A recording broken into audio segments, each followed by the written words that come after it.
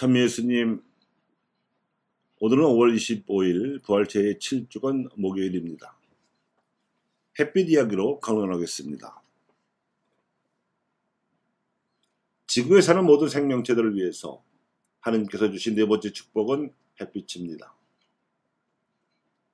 산소가 풍부해진 바닷물은 온갖 생물이 번성할 수 있는 조건을 갖췄지만 그 바다 생물들이 육지로 나올 수는 없었습니다.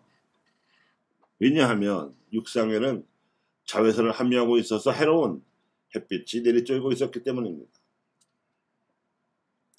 태양에서 지구로 오는 햇빛 속에는 파장의 길이에 따라서 가시광선을 비롯해서 라디오, 마이크로웨이브, 적외선, 자외선, X선, 그리고 감마선까지 대표적인 7가지 광선 등이 섞여 오는데, 이 중에 자외선은 강력한 에너지를 가지고 모든 생명체의 유전자를 파괴하는 죽음의 광선입니다.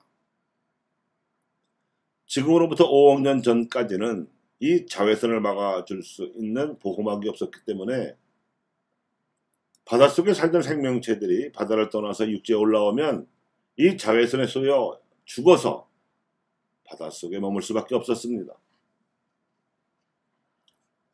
그런데 바닷물이 증발하면서 바닷속에 있던 산소도 수증기와 함께 대기권을 채우기 시작하더니 성층권에까지 가득 차게 되어서 생명체가 살아가는 데 있어서 지구의 공기 구성에 산소가 차지해야 할 충분한 비율, 즉 21%에 이르자 나머지 산소들이 태양빛과 반응하여 성층권의 자외선을 차단할 수 있는 막을 만들어 냈습니다. 그러니까 산소 분자 3개가 모여서 이룬 오존이 두터운 층을 만들어 지구 대기권을 둘러싸게 되니까 생명체들의 면역체계를 망가뜨리고 유전자를 변형시켜 돌연변이까지 일으킬 수 있었던 자외선을 드디어 차단할 수 있게 된 겁니다. 그 후부터는 수많은 바다 생물들이 산소와 가시광선이 풍부한 육지로 올라오기 시작했습니다. 식물들은 가시광선을 받아서 뿌리에서 끌어올린 물과 잎사귀가 빨아들인 공기를 합성함으로써 자신의 성장에 필수적인 영양분을 만들어낼 수 있었습니다. 이 덕분에 식물은 자신의 성장에 필요한 이산화탄소를 흡수하고 그 대신에 동물의 생존에는 필수적인 산소를 배출하는 한편 자신의 성장 양분으로는 포도당을 만들어냈습니다. 이로 인하여 성장하고 번식하는 식물을 먹이로 해서 초식동물이 생존할 수 있게 되었고, 이 초식동물을 먹이로 해서 육식동물이 생존할 수 있게 되는 거대한 먹이 사슬이 가능해졌습니다. 그리고 인간은 이 먹이 사슬의 정점에 자리를 잡고 식물과 초식, 육식 동물 등의 모든 생명체를 먹이로 하여 생존할 수 있게 되었습니다. 이렇게 지구상에 사는 모든 생명체가 살아갈 수 있는 에너지의 근원은 태양이 자신을 태워 방출하는 에너지, 즉 매초 400만 톤이라는 어마어마한 빛을 방출하는 에너지, 즉 햇빛입니다. 이 모든 생명작용을 광합성 작용이라 합니다.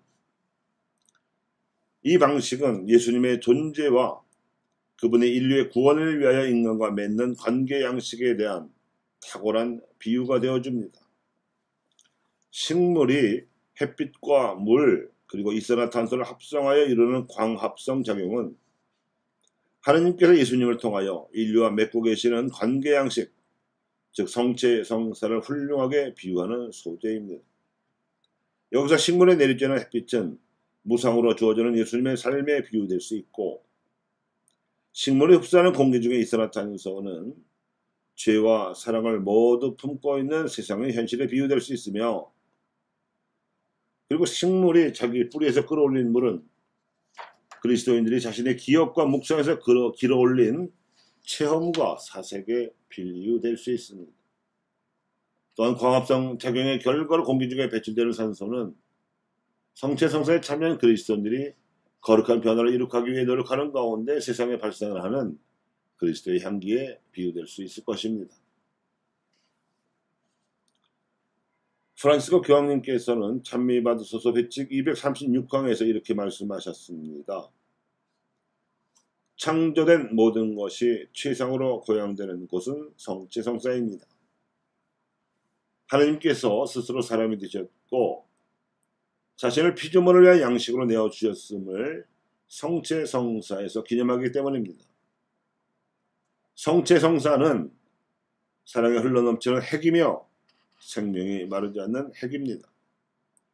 그래서 성체성사가 이루어지는 성찰례는 하늘과 땅을 결합시키는 한편 환경에 관한 우리의 관심에 빛을 비추고 동기를 부여하는 원천이며 모든 피조물을 돌보는 청지기가 되도록 이끌어줍니다.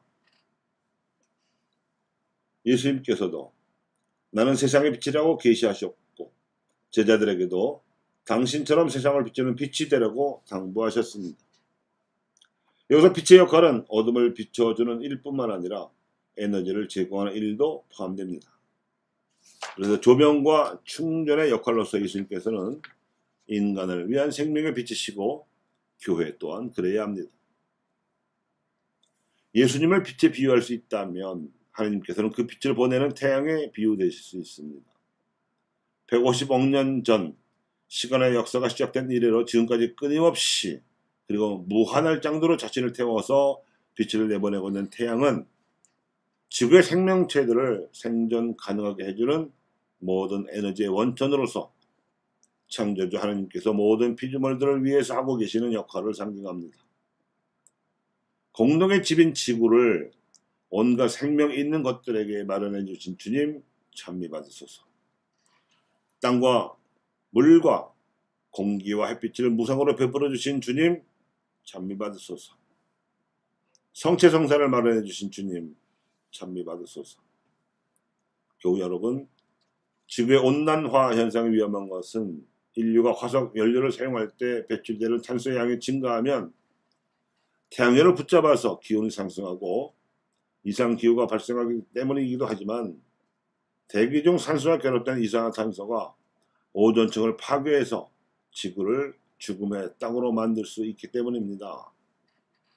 그러므로 더 이상 지구가 더워지지 않도록 위해서는 자동차나 전기 등 이산화탄소를 발생시키는 화석 에너지를 가급적 덜 사용하면서 불편을 감수하는 데 익숙해지셔야 합니다.